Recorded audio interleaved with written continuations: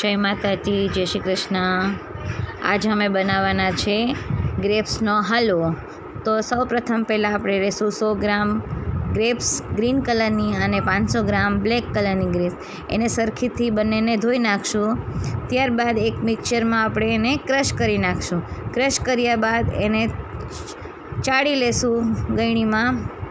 ત્યારબાદ એક પેનમાં આપણે 1 બાઉલ ખાંડ અને 1 બાઉલ પાણી ઉમેરશું અને તેને ધીરે ધીરે પેનમાં હલાવશું, એ જ્યાં સુધી ઘટ ન થઈ જાય ત્યાં સુધી।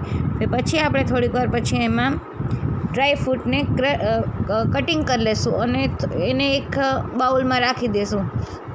પછી કોર્નફ્લોર છે એ ક્રશ કરેલી દ્રાક્ષની અંદર ઉમેરી દીધું છે અને એને ઘટ ન થઈ જાય ચાસણી, પછી એની અંદર નાખી દેવાનું અને જ્યાં સુધી ઘટ ન થાય ત્યાં સુધી એને પેનમાં હલાવી રાખવાનું।